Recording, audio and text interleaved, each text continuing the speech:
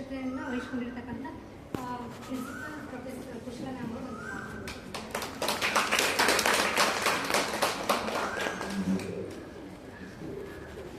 ವೇದಿಕೆಯಲ್ಲಿರುವಂತಹ ನಿಮ್ಮ ಬಹಳ ಮೆಚ್ಚಿನ HOD doctor professor Madhumati madam ಹಾಗೂ ನಿಮ್ಮ ಎಲ್ಲ ಅಧ್ಯಾಪಕರು, ನನ್ನ ಸಹೋದ್ಯೋಗಿ ಮಿತ್ರರು.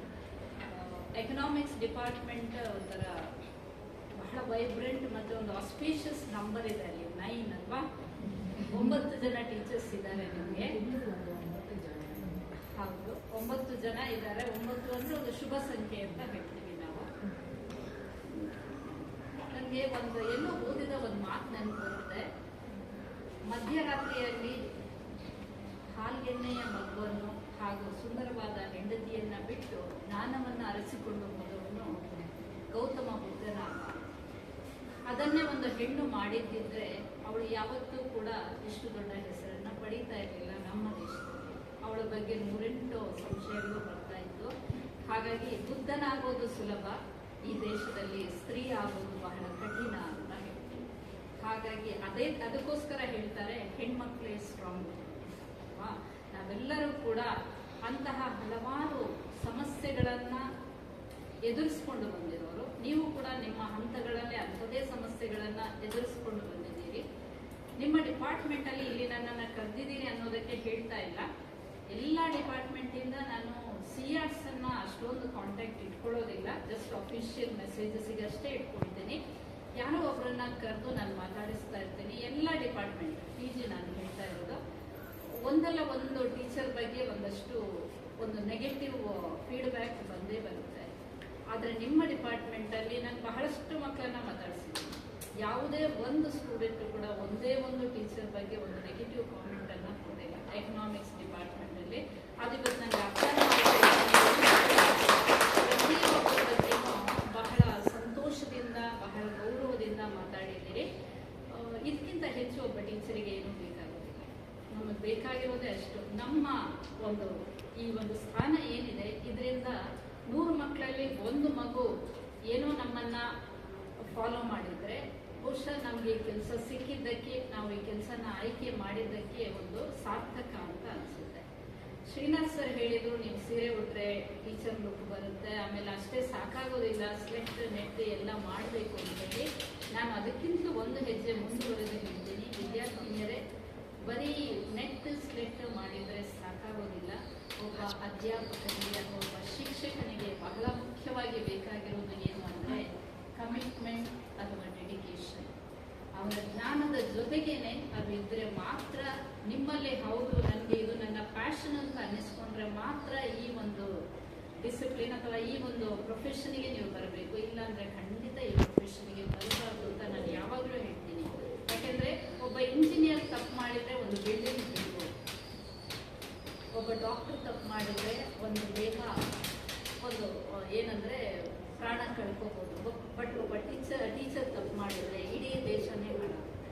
ಯಾಕಂದ್ರೆ ಅಷ್ಟು ಜನ ಮಕ್ಕಳು ಅವ್ರಿಗೆ ಗೊತ್ತಿದ್ದೆಯೋ ಫಾಲೋ ಮಾಡ್ತಾ ಇರ್ತಾರೆ. ಇನ್ನೊಂದು ಕತೆ ನಾನು ಎಲ್ಲೋ ಓದಿದೆ. ಒಂದು ಮನೆಯಲ್ಲಿ ಅಜ್ಜ ಅಂದ್ರೆ ತಾತ, ನೀವು ತಾತ ಅಂತ ಹೇಳ್ತೀವಿ, ದಿನ ಪೂಜೆ ಮಾಡ್ತಾ ಇರ್ತಾರೆ ದೇವರ ರೂಮಲ್ಲಿ. ಅವ್ರ ಜೊತೆ ಮೊಮ್ಮಗು, 3 ವರ್ಷದ ಮೊಮ್ಮಗು ದಿನ ನೋಡುತ್ತೆ ಅದನ್ನ. ಯಾಕಂದ್ರೆ ಅಜ್ಜ ಅವನ್ನ ಎಬ್ಬಿಸ್ತಾರೆ, 6 ಗಂಟೆಗೆ ಪೂಜೆ ಮಾಡ್ಬೇಕಾದ್ರೆ ಎಬ್ಬಿಸಿ ತಾನು ಪೂಜೆ ಮಾಡೋದನ್ನ ನೋಡ್ಲಿ ಅನ್ನೋದಕ್ಕೆ ಎಬ್ಬಿಸಿ ತನ್ನ ಪಕ್ಕ ಕೂತ್ಕೊಳಿಸ್ತಾರೆ. ಆ ಮಗು ಅದನ್ನ ಬಹಳ ಚೆನ್ನಾಗಿ ನೋಡ್ತಾ ಇರುತ್ತೆ. ಒಂದಿನ 6 ಗಂಟೆಗೆ ಎದ್ರೆ ಅಜ್ಜ ಏಳ್ಲಿಲ್ಲ, 7 ಗಂಟೆ ಆದ್ರೂ ಅಜ್ಜ ಏಳ್ಲಿಲ್ಲ. ಆ ಮಗು ಏನ್ ಮಾಡುತ್ತೆ ಅಂದ್ರೆ ತಾನೇ ತನಗಿಷ್ಟ ಬಂದಂಗೆ ಒಂದಷ್ಟು ಹೂ ತಗೊಂಡೋಗಿ ದೇವ್ರ ರೂಮಲ್ಲಿ ಕೂತ್ಕೊಂಡು ಜೋರಾಗಿ ಏನಂದ್ರೆ ದೇವರ ಹತ್ರ ಪ್ರೇಯರ್ ಮಾಡ್ತಾ ಇರುತ್ತೆ. ಏನ್ ಪ್ರೇಯರ್ ಅಂದ್ರೆ ಫಸ್ಟ್ ಹೇಳುತ್ತೆ, ನಮ್ಮ ತಂದೆಗೆ ಚೆನ್ನಾಗಿ ನೋಡ್ಕೊಳಪ್ಪ ನೀನು, ಯಾಕಂದ್ರೆ ನಿನ್ ದಿನ ಚಾಕ್ಲೇಟ್ ತಂದು ಕೊಡೋದಕ್ಕೆ ತಂದೆ ಬಿಟ್ರೆ ಇನ್ಯಾರು ತಂದು, ಅಂದ್ರೆ ಮಕ್ಕಳಲ್ಲಿ ಇರುವಂತಹ ಇನಾಸೆನ್ಸ್ ಹೇಗಿರುತ್ತೆ ಅಂತ. ಆಮೇಲೆ ನನ್ನ ತಾಯಿನೂ ಚೆನ್ನಾಗಿ ನೋಡ್ಕೊ, ನನಗೆ ದಿನ ತಾಯಿ ಒಳ್ಳೊಳ್ಳೆ ತಿಂಡಿ ಮಾಡಿ ಕೊಡ್ತಾರೆ. ನನ್ನ ಫ್ರೆಂಡ್ಸನ್ನ ಚೆನ್ನಾಗಿ ನೋಡ್ಕೊ, ಯಾಕೆಂದ್ರೆ ನನಗೆ ಆಟ ಆಡೋದಕ್ಕೆ ಬೇರೆ ಯಾರೂ ಇರೋದಿಲ್ಲ. ನನ್ನ ತಾತನ್ನ ಚೆನ್ನಾಗಿ ನೋಡ್ಕೊ, ನನ್ನ ತಾತ ನನ್ನನ್ನು ಪ್ರೀತಿಯಿಂದ ನೋಡ್ತಾರೆ. ಕೊನೆಯಲ್ಲಿ ಆ ಮಗು ಏನು ಹೇಳುತ್ತೆ ಅಂದ್ರೆ, ದೇವ್ರೆ ನೀನು ಚೆನ್ನಾಗಿ ನೋಡ್ಕೋ ಅಪ್ಪ, ಯಾಕಂದ್ರೆ ನೀನಿಲ್ಲ ಅಂದ್ರೆ ನಾವು ಇರೋದೇ ಇಲ್ಲ ಅಂತ, ಅಂದ್ರೆ ನಮ್ಗೆ ಯಾರು ಇಲ್ಲ ಅಂತ ಹೇಳಿ. ಅಂದ್ರೆ ಈ ಮಾತನ್ನ ನಿಮ್ಗೆ ಯಾಕೆ ಹೇಳಿದೆ ಅಂದ್ರೆ, ಆ ಸಂಸ್ಕಾರ ಅಥವಾ ವ್ಯಾಲ್ಯೂ ಸಿಸ್ಟಮ್ ಅಂತ ನಾವೇನು ಕರಿತೀವಿ ಅಥವಾ ಕಲ್ಚರ್ ಅಂತ ಏನು ಕರಿತೀವಿ, ಅದು ಬಹಳ ಮುಖ್ಯ ಆಗಿರುತ್ತೆ ನಮ್ಮ ಜೀವನದಲ್ಲಿ. ನಾವೆಷ್ಟೇ ಓದಿದ್ರು ಕೂಡ ಓದೋದು ಬಹಳ ಮುಖ್ಯ. ಅದರ ಜೊತೆಗೆ ಆ ಓದನ್ನ ನಾನು ಹೇಗೆ ನನ್ನ ಜೀವನದಲ್ಲಿ ಅಳವಡಿಸ್ಕೊಡ್ಬೇಕು ಇದೆಯಲ್ಲ, ಅದು ಬಹಳ ಮುಖ್ಯ ಆಗಿರುತ್ತೆ. ಇದು ಕೂಡ ಒಂದು ಸಂಸ್ಕಾರ. ಏನಂದ್ರೆ ಫಸ್ಟ್ ಇಯರ್ ಬಂದವರಿಗೆ ಸೆಕೆಂಡ್ ಇಯರ್ನವ್ರು ನೀವು ಫ್ರೆಶರ್ ಪಾರ್ಟಿಯಿಂದ ಇಟ್ಕೋತೀರಿ. ಆಮೇಲೆ ಸೆಕೆಂಡ್ ಇಯರ್ ಈ ಕಾಲೇಜನ್ನ ಬಿಟ್ಟು ಹೋಗ್ಬೇಕಾದ್ರೆ ನೀವು ಫಸ್ಟ್ ಇಯರ್ ಮತ್ತೆ ಏನ್ ಮಾಡ್ತೀರಿ ಅಂದ್ರೆ ಸೆಂಡ್ ಆಫ್ ಪಾರ್ಟಿ ಇಟ್ಕೊಳ್ತೀವಿ. ಅಂದ್ರೆ ಇಲ್ಲಿಗೆ ಇದು ಒಂದು ಸೆಂಡ್ ಆಫ್ ಅಂದ್ರೆ ಫೇರ್ವೆಲ್ ಅಂದ್ರೆ ನಿಮ್ಗೂ ಈ ಕಾಲೇಜಿಗೂ ಋಣ ಮುಗಿಯಿತು ಅಂತ ಖಂಡಿತ ಅಲ್ಲ. ನಾನು ನಿನ್ನೆ M.Com ಅಲ್ಲಿ ಮಾತಾಡುವಾಗ ಹೇಳ್ತಾ ಇದ್ದೆ, ನಾವು ಟ್ರಾನ್ಸ್ಫರ್ ಆದ್ರೆ ಈ ಕಾಲೇಜ್ ಬಿಟ್ಟು ಹೋಗ್ತೀವಿ, ಆಮೇಲೆ ನಮ್ಗೆ ಅಂತ ದೊಡ್ಡ ಸಂಬಂಧ ಕಾಲೇಜ್ ಜೊತೆ ಇರೋದಿಲ್ಲ. ನಾವು 100 ಕಾಲೇಜ್ ಒಂದು ಏನಿಲ್ಲ ಒಂದು 10 ಕಾಲೇಜಲ್ಲಿ ವರ್ಕ್ ಮಾಡಿರ್ತೀವಿ ಪ್ರತಿಯೊಬ್ಬರು. ಆದ್ರೆ ನಿಮಗ್ ಹಾಗಲ್ಲ. ನೀವು 1 ವರ್ಷ ಈ ಕಾಲೇಜಲ್ಲಿ ಓದಿದ್ದೀರಿ ಅಂದ್ರೆ ಯಾವತ್ತಿಗೂ ಕೂಡ ನೀವೇನ್ ಹೇಳ್ಕೊತೀರಿ, ನಾನು ಮಹಾರಾಣಿ ಕಾಲೇಜ್ ಅಲ್ವಾ. ಸೊ ಮಹಾರಾಣಿ ಕಾಲೇಜ್ ನಿಮ್ಮ ಜೊತೆಯಲ್ಲಿರುತ್ತೆ. ನೀವು ಮಹಾರಾಣಿ ಕಾಲೇಜ್ ಜೊತೆಯಲ್ಲೇ ಇರ್ತೀರಿ. ಎಷ್ಟು ವರ್ಷ ಆದ್ರೂ ಕೂಡ ಮುಂದೊಂದು ದಿನ ನೀವು ಮಕ್ಕಳನ್ನ ಕರ್ಕೊಂಡು ಇದರ ಮುಂದೆ ಕಾರಲ್ಲಿ ಹೋಗ್ತಾ ಇರ್ಬೋದು ಗಂಡನ ಜೊತೆ, ಆವಾಗ ಕೂಡ ನೀವು ತಪ್ಪದೆ ಈ ಪ್ಲೇಸ್ ಬರುವಾಗ ನಿಮ್ ಗಂಡನಿಗೆ ತೋರಿಸ್ತೀರಿ ಇದು ನಾನು ಓದಿರೋ ಕಾಲೇಜ್ ಅಂತ ಹೇಳಿ. ಈ ಅಭಿಮಾನವನ್ನ ಪ್ರತಿಯೊಬ್ಬ ವಿದ್ಯಾರ್ಥಿ ಕೂಡ ಬೆಳೆಸ್ಕೋಬೇಕಾಗುತ್ತೆ. ಹಲವಾರು ಸಮಸ್ಯೆಗಳಿರುತ್ತೆ, ಸಮಸ್ಯೆ ಇಲ್ಲದೆ ಜೀವನನೇ ಇರೋದಿಲ್ಲ. ನಿಮಗೆ ಗೊತ್ತಿದೆಯಪ್ಪ, ನೀವು ಎಕನಾಮಿಕ್ಸ್ ಅಲ್ಲಿ ಅದೇ ಹೇಳ್ತೀರಿ ಏನಂದ್ರೆ wants are unlimited but resources are limited ಅಂತ ಹೇಳಿ. ಸೊ ಆ ಲಿಮಿಟೆಡ್ ರಿಸೋರ್ಸಸ್ ಅನ್ನ ಇಟ್ಕೊಂಡು ನಮ್ಮ ಅನ್ಲಿಮಿಟೆಡ್ ವಾಂಟ್ಸ್ ಅನ್ನ ಅಥವಾ ಡಿಸೈರ್ಸ್ ಅನ್ನ ಹೇಗೆ ಫುಲ್ಫಿಲ್ ಮಾಡಬೇಕು, ಪ್ರಯಾರಿಟೈಸ್ ಮಾಡಬೇಕು ಅನ್ನೋದನ್ನೇ ನೀವು ಎಕನಾಮಿಕ್ಸ್ ಅಲ್ಲಿ ಓದ್ತೀರಿ. ಬಹಳ ಖುಷಿ ಆಯ್ತು, ನಿಮ್ಮ HOD ಮೇಡಮ್ ಹೇಳ್ತಾ ಇದ್ರು, ಯಾರು ಅನ್ನಪೂರ್ಣ ಅನ್ನೋರು IAS ಕ್ಲಿಯರ್ ಮಾಡಿದ್ದಾರೆ, ಆಮೇಲೆ ಇವಾಗ ಒಂದ್ 2-3 ಜನ ಬರೀಲಿಕ್ಕಿದ್ದಾರೆ. ಅಂದ್ರೆ ನೀವೆಲ್ಲ ಸಿವಿಲ್ ಸರ್ವಿಸ್ ಆಸ್ಪಿರೆಂಟ್ಸ್ ಅಂತ ನನ್ಗೆ ಗೊತ್ತಾಯ್ತು. ಮುಂದೆ ಒಂದು ದಿನ ನೀವು ನಿಮ್ಮ ಏನು ಒಂದು ಕನಸುಗಳಿದೆ, ಖಂಡಿತ ನೀವು ಅದನ್ನೆಲ್ಲ ನನಸು ಮಾಡಿಕೊಳ್ಳುವಂತಹ ಒಂದು ಆ ಶಕ್ತಿ ನಿಮ್ಮೆಲ್ಲರಲ್ಲೂ ಕಾಣಿಸ್ತಾ ಇದೆ.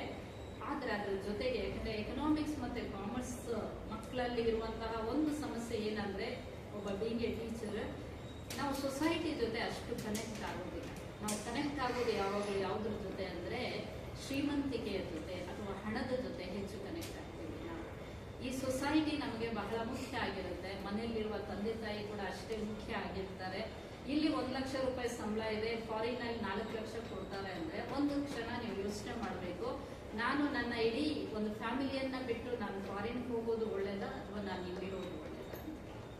ಯಾಕಂದ್ರೆ ದುಡ್ಡು ಒಂದೇ ನಮ್ಗೆ ಜೀವನವನ್ನ ಕೊಡೋದಿಲ್ಲ ಅಂತ ಇತ್ತೀಚೆಗೆ ಎಲ್ರಿಗೂ ರಿಯಲೈಸ್ ಆಗ್ತಾನೆ ಇದೆ. ಮೊನ್ನೆ ಒಂದು ಏರ್ ಕ್ರಾಶ್ ಅಲ್ಲಿ ಹೋಗಿರುವವರಿಗೆ 1 ಕೋಟಿ ಅನ್ನುವಾಗ ಒಬ್ಬಳು ಮಗಳು ಹೇಳ್ತಾಳೆ, ನನ್ನ ತಂದೆನ ವಾಪಸ್ ಕೊಡಿ, ನಾನು ನಿಮ್ಗೆ 2 ಕೋಟಿ ಕೊಡ್ತೀನಿ. ಜೀವನ ಎಷ್ಟು ಒಂದು ಪ್ರೆಷಿಯಸ್ ಅಂತ, ಲೈಫ್ ಇಸ್ ಸೋ ಪ್ರೆಷಿಯಸ್ ಅಂತ ನಾನು ಹೇಳ್ತೀನಿ. ಆಕ್ಚುಲಿ ಎಲ್ಲೇ ಓದಿದೆ ಇನ್ನೊಂದು ಮಾತು ಇವಾಗ ನನ್ನ ನೆನಪು ಬರ್ತಾ ಇದೆ. ಈ ಮಾತನ್ನ ಹೇಳ್ಬೇಕಾದ್ರೆ ಏನಂದ್ರೆ, ಈ ಬದುಕು ಭಗವಂತ ಯಾಕೆ ಕೊಟ್ಟ ಅಂದ್ರೆ ಇನ್ಯಾರಿಗೂ ಬೆಳಕಾಗ್ಲಿಕ್ಕೆ ಅಂತಾನೆ ಕೊಟ್ಟಿಲ್ಲ. ಆದ್ರೆ ಸಮಯ ಕಳೆದದ್ದೇ ಗೊತ್ತಾಗ್ಲಿಲ್ಲ. ಕಾಗದದ ತುಂಡುಗಳನ್ನ ಪೇರಿಸುವುದಂದ್ರೆ ಕಲೆಕ್ಟಿಂಗ್ ಅಥವಾ ಅಕ್ಯುಮುಲೇಷನ್ ಅಂತ ಹೇಳ್ತೀನಿ ನೀವು ಎಕನಾಮಿಕ್ಸ್ ಅಲ್ಲಿ. ಒಂದು ಕ್ಷಣ ಆ ದುಡ್ಡನ್ನ ನೋಡುವಾಗ ನಮ್ಗೆ ಅನ್ನಿಸ್ತಾ ಇದೆ, ನಾನು ಇಷ್ಟು ಹಣವನ್ನ ಒಟ್ಟು ಮಾಡಿದ್ದಾದ್ರೂ ಯಾಕೆ?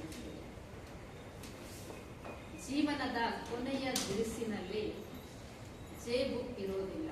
ಕೊನೆಯ ದಿರಿಸು ಅಂದ್ರೆ ಏನಂದ್ರೆ ಡೆತ್ ಆಗುವಾಗ ಹಾಕುವಂತಹ ಡ್ರೆಸ್, ಅದರಲ್ಲಿ ಪಾಕೆಟ್ ಇರೋದಿಲ್ಲ. ಆಮೇಲೆ ಸ್ಮಶಾನದಲ್ಲಿ ಯಾವುದೇ ತಿಜೋರಿ ಇರೋದಿಲ್ಲ. ತಿಜೋರಿ ಅಂದ್ರೆ ಏನ್ ಹೇಳ್ತೀರಿ ತಿಜೋರಿಗೆ? ಲಾಕರ್. ತಿಜೋರಿ ಇರೋದಿಲ್ಲ. ಆಮೇಲೆ ಯಮನ ಕಿಂಕರರು ಅವರು ಲಂಚವನ್ನ ಮುಟ್ಟೋದೇ ಇಲ್ಲ. ಅಂದ್ರೆ ನಿಮಗೆ ಈ ಏಜ್ ಅಲ್ಲಿ ಇಂತಹ ಕೆಲವು ವ್ಯಾಲ್ಯೂಸ್ ಅನ್ನ ನೀವು ಅಡಾಪ್ಟ್ ಮಾಡ್ಕೋಬೇಕಾಗುತ್ತೆ. ಬಿಕಾಸ್ ಮುಂದೆ ನೀವು IAS ಅಥವಾ KS ಆಫೀಸರ್ ಆಗುವಾಗ ನೀವು ಇದನ್ನ ಬಹಳ ಚೆನ್ನಾಗಿ ನೆನಪಿಟ್ಕೋಬೇಕಾಗುತ್ತೆ. ಯಾಕಂದ್ರೆ ಈ ದೇಶಕ್ಕೆ ಇವತ್ತು ಎಲ್ಲಾ ತರದವರು ಇದ್ದಾರೆ. ಎಲ್ಲಾ ತರ ನೀವು ಡಾಕ್ಟರ್ಸ್ ಕೇಳಿ, best doctors R in India, best engineers R in India. We are exporting dum actually. ನಾವು ಬೇರೆ ದೇಶಗಳಿಗೆ ಕಳಿಸ್ಕೊಡ್ತಾ ಇದ್ವಿ. ಆಮೇಲೆ best IAS officer, IPS officer ಎಲ್ಲರೂ ಕೂಡ ಈ ದೇಶದಲ್ಲಿದ್ದಾರೆ. ಈ ದೇಶದಲ್ಲಿ ಇರುವಂತಹ ಇವತ್ತಿನ ಒಂದು ಶಾರ್ಟೇಜ್ ಅಥವಾ ಸ್ಕ್ಯಾಸಿಟಿ ಅಂದ್ರೆ quality teachers and best human beings ಅಂತಾನೆ. ಸೊ ಟೀಚರ್ ಅಲ್ಲಿ ಕ್ವಾಲಿಟಿ ಇದೆ, ಟೀಚರ್ ಅಲ್ಲಿ ಡೆಡಿಕೇಶನ್ ಇದೆ, ಟೀಚರ್ ಅಲ್ಲಿ ಕಮಿಟ್ಮೆಂಟ್ ಇದೆ, ಟೀಚರ್ ಅಲ್ಲಿ ಆನೆಸ್ಟಿ ಇದೆ ಅಂದ್ರೆ ಆಟೋಮ್ಯಾಟಿಕಲಿ ಸ್ಟೂಡೆಂಟ್ಸ್ ಅಲ್ಲಿ ಅದು ಬಂದೇ ಬರುತ್ತೆ ಅಂತ ಹೇಳಿ ನನ್ನ ಒಂದು ಬಹಳವಾದ ಒಂದು ಅಚಲವಾದ ನಂಬಿಕೆ ಅಂತ ಹೇಳ್ತೀರಲ್ಲ, ಅಂತಹ ನಂಬಿಕೆ. ಯಾಕಂದ್ರೆ ನಾನು ಡಿಸಿಪ್ಲಿನ್ಡ್ ಆಗಿದ್ದೀನಿ, ನಾನು ಕಮಿಟೆಡ್ ಆಗಿದ್ದೀನಿ ಅಂದ್ರೆ ಸ್ಟೂಡೆಂಟ್ಸ್ ಆಟೋಮ್ಯಾಟಿಕಲಿ ದೇ ಫಾಲೋವರ್ಸ್. ಬಹುಶಃ ನೀವು ಇದನ್ನು ಒಪ್ಕೋತೀರಿ ಅಂತ ಅನ್ಸುತ್ತೆ ಅಲ್ವಾ? ಇಲ್ಲಿರೋರೆಲ್ಲ ನಿಮ್ಮ ರೋಲ್ ಮಾಡೆಲ್ಸೇ ಆಗಿದ್ದಾರೆ. ಮುಂದಕ್ಕೂ ಕೂಡ ನೀವು ಇನ್ನೊಬ್ಬರಿಗೆ ರೋಲ್ ಮಾಡೆಲ್ ಆಗಿರ್ತಾರೆ. ಯಾವಾಗಲೂ ನಾವು ಇನ್ನೊಬ್ಬರನ್ನ ಫಾಲೋ ಮಾಡೋದಲ್ಲ, I should be A leader, ನಾನು ಕೂಡ ಒಬ್ಬ ಲೀಡರ್ ಆಗಬೇಕು ಅಂತ ಹೇಳಿ. ಸೊ ನೀವು ಪ್ರತಿಯೊಬ್ಬರು ಕೂಡ ನಿಮ್ಮ ಜೀವನದಲ್ಲಿ ಒಬ್ಬ ನಾಯಕಿ ಆಗೋದಷ್ಟೇ ಅಲ್ಲ, ನೀವು ಬೇರೆಯವರಿಗೂ ಕೂಡ ರೋಲ್ ಮಾಡೆಲ್ ಆಗಿ ಅಂತ ಹೇಳ್ತಾ ನನ್ನ ಮಾತನ್ನ ಕೊನೆಗೊಳಿಸ್ತೀನಿ. ಆ ದೇವರು ನಿಮಗೆ ಎಲ್ಲ ಥರದ ಸೌಭಾಗ್ಯಗಳನ್ನು ಕೊಡಲಿ, ಎಲ್ಲದಕ್ಕಿಂತ ಹೆಚ್ಚಾಗಿ ಆರೋಗ್ಯ, ಆಯಸ್ಸು ಮತ್ತು ಸಂತೋಷವನ್ನು ಕೊಡಲಿ ಅಂತ